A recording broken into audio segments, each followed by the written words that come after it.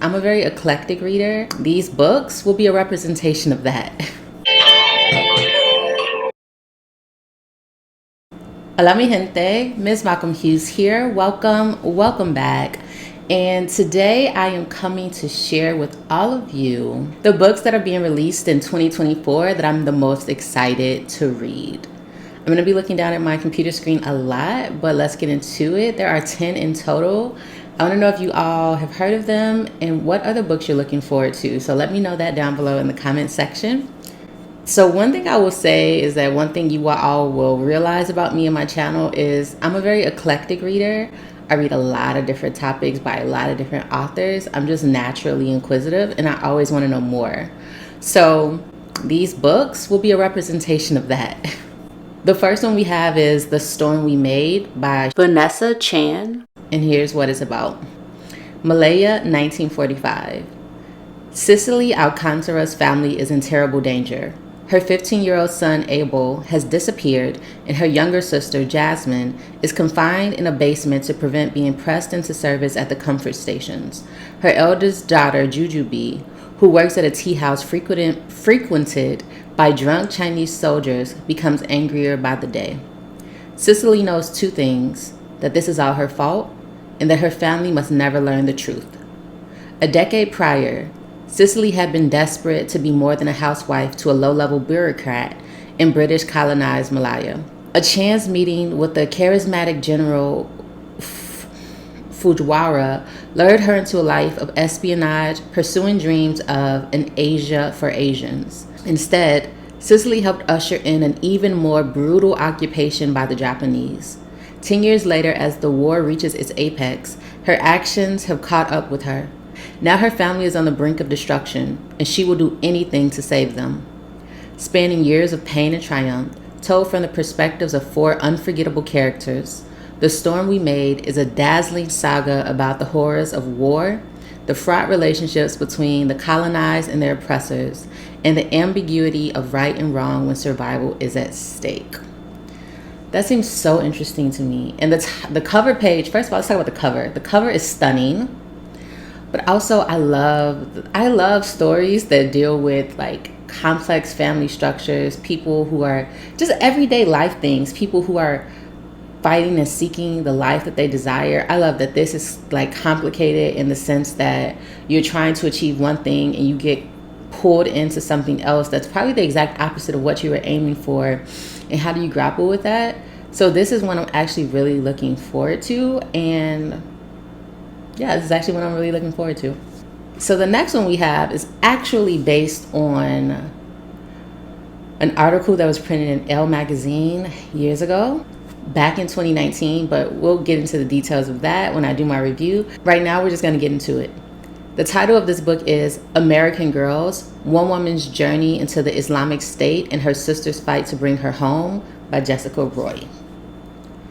Raised in a restrictive Jehovah's Witness community in Arkansas, sisters Lori and Sam Sally spent their teens and 20s moving around the South and Midwest, working low-wage jobs and falling in and out of relationships. Caught in an eternal sibling rivalry, where younger, quieter Lori protected outgoing, reckless Sam, the two women eventually married a pair of brothers and settled down in Elkhart, Indiana, just around the corner from each other. And it was there that their lives totally diverged.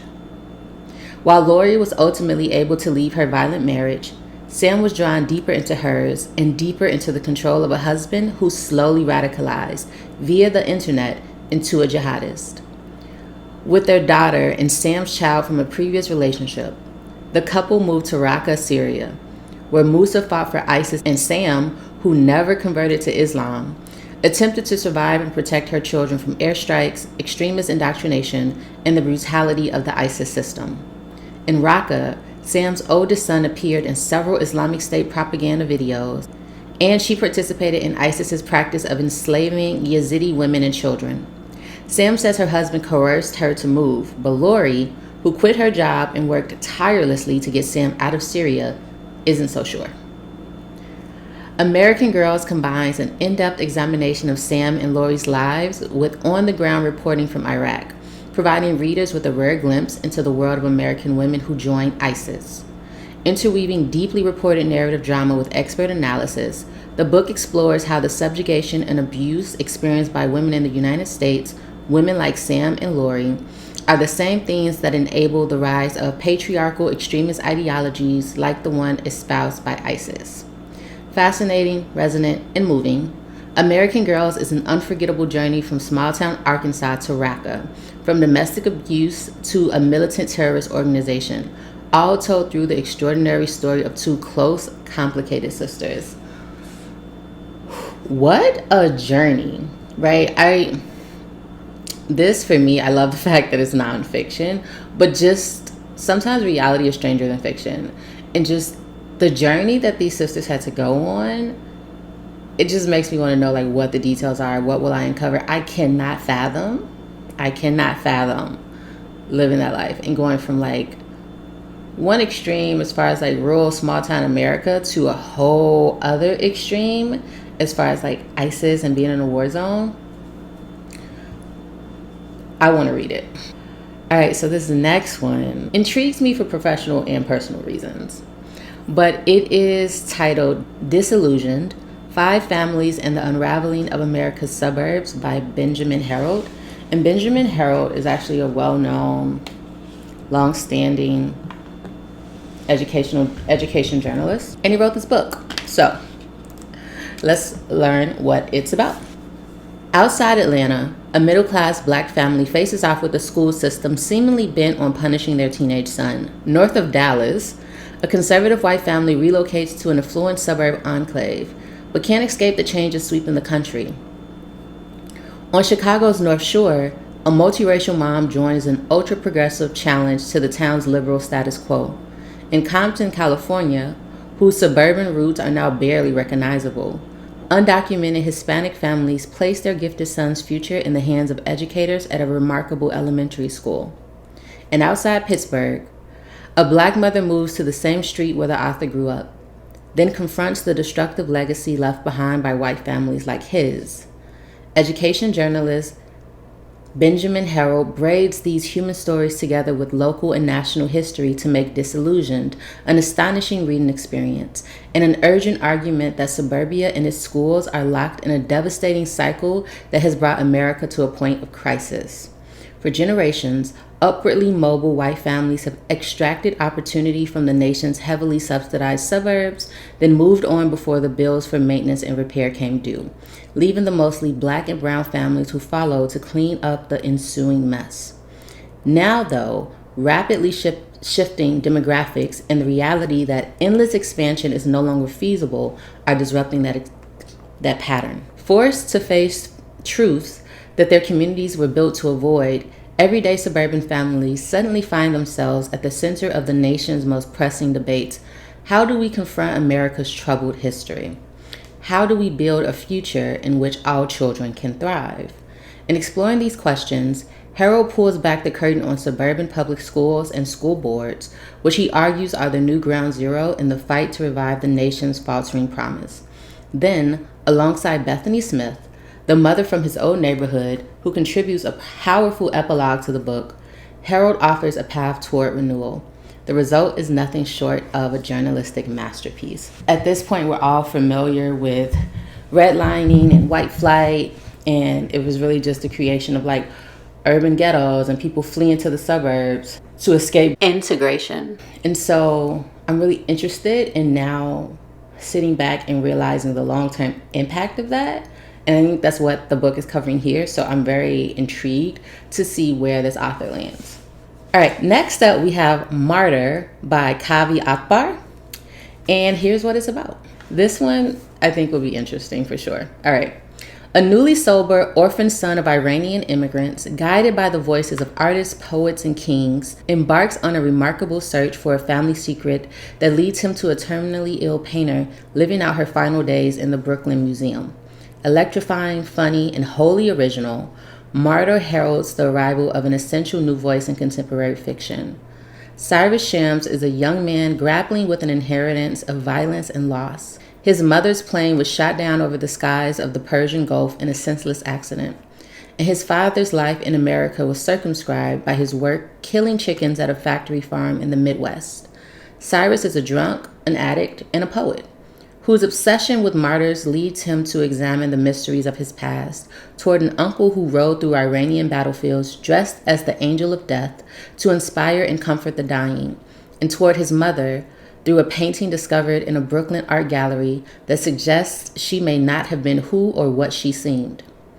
Kava Akbar's Martyr is a paean to how we spend our lives seeking meaning in faith, art, ourselves, others. This seems like it's going to be chaotic, and I love chaotic characters. I love characters who are human, who are flawed, or who are trying to figure it out. So this sounds like it's right up my alley. All right, next up is a work of nonfiction, and it's titled Legacy, A Black Physician Reckons with Racism in Medicine by Uchi Blackstock. It says, growing up in Brooklyn, New York, it never occurred to Uchi Blackstock and her twin sister Oni that they would be anything but physicians.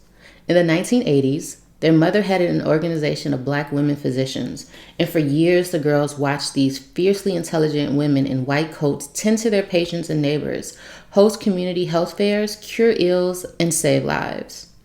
What Dr. Uchi Blackstock did not understand as a child or learn about at Harvard Medical School, where she and her sister had followed in their mother's footsteps, making them the first Black mother-daughter legacies from the school, were the profound and long-standing systemic inequities that mean just 2% of all U.S. physicians today are Black women, the racist practices and policies that ensure Black Americans have far worse health outcomes than any other group in the country, and the flawed system that endangers the well-being of communities like theirs.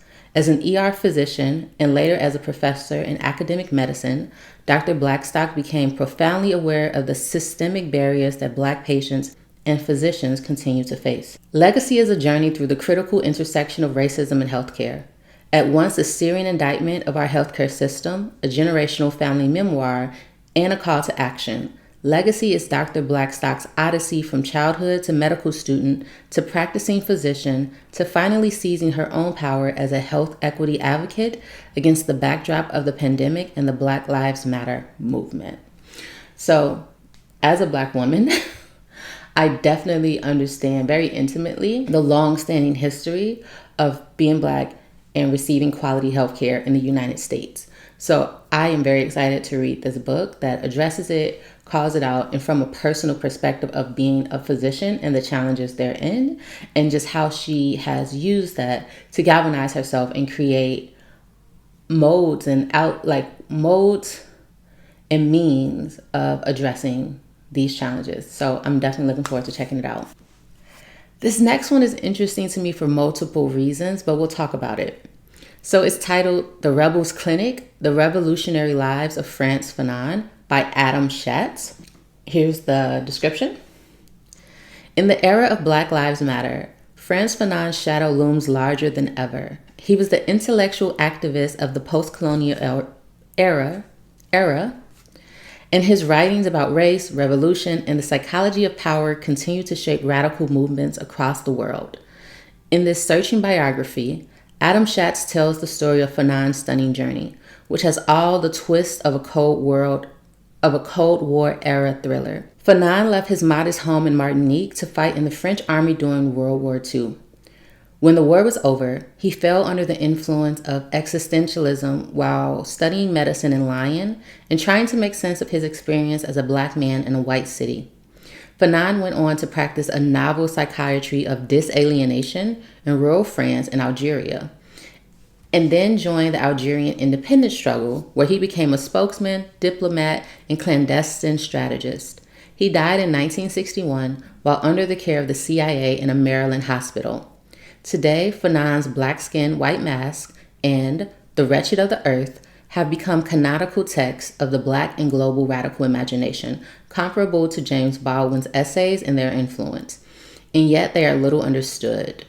In The Rebels Clinic, Shatz offers a dramatic reconstruction of Fanon's extraordinary life and a guide to the books that underlie today's most vital efforts to challenge white supremacy and racial capitalism. So Frantz Fanon is someone whose works are well known. I own them. I have not read them in completion. They are not the easiest to read, but I do plan to read them in their totality at some point. But he's also led a very interesting life, and his death is something that's still argued about to this day. So I'm very curious to see where this book will land. Next up, we have another fictional work. I know mostly I read fiction here on the channel, but I actually have a lot of nonfiction works that I do read or want to read that are in my collection. All right, this one is titled Where You In by Abbot Kor. And here's the description. When Cat Bird wakes up from a coma, she sees her mirror image. Jude, her twin sister. Jude's face and name are the only memories Cat has from before her accident. As Cat tries to make sense of things, she believes Jude will provide all the answers to her most pressing questions. Who am I? Where am I? What actually happened? Amid this tragedy, Jude sees an irresistible opportunity. She can give her sister a brand new past, one worlds away from the lives they actually led. She spins tales of idyllic childhood, exotic travels, and a bright future. But if everything was so perfect, who are the mysterious people following Cat? And what explains her uncontrollable flashes of violent anger, which begin to jeopardize a sweet new romance? Duped by the one person she trusted, Cat must try to untangle fact from fiction. Yet as she pulls at the threads of Jude's elaborate tapestry, she has no idea of the catastrophe she's inviting. At stake is not just the twins' relationship, but their very survival. Intensely creepy and beautifully written, Abbot Kor's Where You End is an unforgettable tale of intrigue, revenge, and the quest for redemption. I've said it earlier, I've said it before. I love tales of families with complicated pasts, complicated presents, and complicated futures. So this seems like it's going to be a ball to read. Next up, we have another nonfiction read that for me, just sounds like it's going to be a thriller, even though it's nonfiction. And that is Madness, Race, and Insanity in a Jim Crow Asylum by Antonia Hilton. Here's the description. On a cold day in March of 1911, officials marched 12 black men into the heart of a forest in Maryland. Under the supervision of a doctor, the men were forced to clear the land, pour cement, lay bricks, and harvest tobacco. When construction finished, they became the first 12 patients of the state's hospital for the Negro insane. For centuries, black patients have been absent from our history books. Madness transports readers behind the brick walls of a Jim Crow asylum. In Madness, Peabody and Emmy Award-winning journalist Antonia Hilton tells the 93-year-old history of Crownsville Hospital, one of the last segregated asylums with surviving records and a campus that still stands to this day in Anne Arundel County, Maryland. She blends the intimate tales of patients and employees whose lives were shaped by Crownsville with a decade worth of investigative research and archival documents. Madness chronicles the stories of black families whose mental health suffered as they tried and sometimes failed to find safety and dignity. Hilton also grapples with her own family's experiences with mental illness and the secrecy and shame that it reproduced for generations. As Crownsville Hospital grew from an antebellum-style work camp to a tiny city sitting on 1,500 acres, the institution became a microcosm of America's evolving battles over slavery, racial integration, and civil rights. During its peak years, the hospital's wards were overflowing with almost 2,700 patients. By the end of the 20th century, the asylum faded from view as prisons and jails became America's new focus. In Madness, Hilton traces the legacy of slavery to the treatment of black people's bodies and minds in our current mental health system. It is a captivating and heartbreaking meditation on how America decides who is sick or criminal and who is worthy of care or irredeemable. I feel like this one is going to break my heart with reality, but I'm still going to read it because it's a sad reality, the history of how we as black people have been treated in this country. And so I feel like this is another book that really highlights that and brings forward and uncovers a history that we're all inquisitive about, that we're all curious about, and it isn't covered enough. So I for sure am looking forward to reading this one. All right, just a couple more to go. The next one we have is titled Blood The Science, Medicine, and Mythology of Menstruation by Dr. Jen Gunter.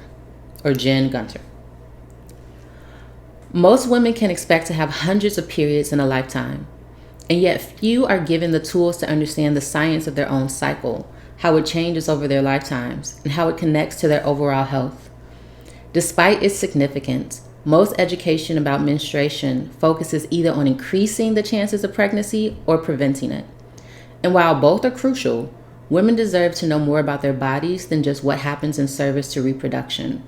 Instead, the patriarchy has weaponized menstruation through outdated cultural norms, medical dismissal, inadequate menstrual accommodations, and useless products. To distinguish medicine from mythology, people need information. To advocate for ourselves, we need to know how our bodies work. Consequently, many people suffer in silence, thinking their bodies are uniquely broken, or they turn to disreputable sources. This is the true curse, and the way we break that curse is with knowledge. In this practical, inclusive guide to menstruation, Dr. Jen Gunter delivers empowerment through knowledge. She explains what's typical, what's concerning, and when to seek care, while also examining the historical and social myths which keep women uninformed and disenfranchised.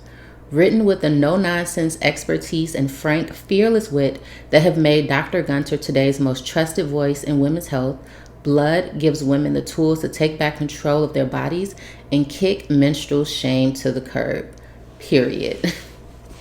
Whoever wrote that synopsis, I like how period was a double entendre there at the end. But honestly, I'm very excited that this book is going to exist. My friends and I have had many dinner conversations discussing how as women, we have just not been equipped with the knowledge that we need of our own bodies. Like as women who are getting older, who are closer to menopause than puberty, we have not been given the knowledge. We are all seeking now. We come from mothers and grandmothers who really didn't have the knowledge themselves to hand down to us if they are still alive and with us. And so just really understanding what it means to be a woman, what it means to care for your body, how that body evolves and changes as you mature and get older. And we just don't have those tools, unfortunately, and we've had to learn ourselves. And this is a book that hopefully will help many women get that information quicker. And so I'm very excited that it's going to exist, and I am without a shadow of a doubt going to read it. All right, the last January release that I am really anticipating and looking forward to is titled Our Hidden Conversations, What Americans Really Think About Race and Identity by Norris. And here's the description. In the 12 years since Peabody and Emmy Award-winning journalist Norris first prompted people to share their thoughts on race in just 6 words, over 500,000 people have submitted their stories to the Race Card Project. Shocking in their depth and revealing the full spectrum of emotions, the stories offer a 360-degree view of how Americans see themselves and one another. Our Hidden Conversations is a compilation of these stories, along with richly reported essays and photographs that provide a window into America during a tumultuous era. The book offers an honest, if sometimes uncomfortable, conversation about race and identity, permitting us to eavesdrop on deep-seated thoughts, private discussions, and long-submerged memories. Our Hidden Conversations reminds us that even during times of great division, honesty, grace, and a willing ear can provide a bridge toward empathy and understanding. You know, I wish it was as simple as that last line, but I am really curious to see what people have shared, what essays they'll provide. And I also really want to see the pictures that'll be shared here. So those are the books that I'm looking forward to that are being released in January. I cannot promise y'all when book reviews will come. Y'all know that. I have so many books on my TBR, but I love books. I love knowledge. I'm very inquisitive, and I like to gain that knowledge. I think books is a great way to gain knowledge from others across a lifetime, right? Across many lifetimes. I feel like you can get many lifetimes worth of knowledge from books in just your singular lifetime, because books have, since the creation of paper and ink, or even before that with stone, people have been writing things. So there's just so much knowledge to gain from books. And I love that even though we have so many books in the world, there's still so much to come. And there's still so many great books that are being put into the world. And so I'm very, very excited to delve into these. I'm also very excited. I'm so close to finishing my first novel. And I'm excited for that to be in the world. So I'm very excited for 2024. This is just what's coming out in January, but there are tons of books that are coming out this year, and I will do my best to come back and share them with you all monthly if there are books that I'm interested in that month, which undoubtedly there will be. But that's it for me, y'all. I am MsMalcolmHughes. I am one who believes that books are sometimes better than people. And until the next one, please remember to give time, to be kind to each other, and to have the very best day of your life on purpose and the very best year of your life on purpose. Peace. Odabo. Adios. Ciao.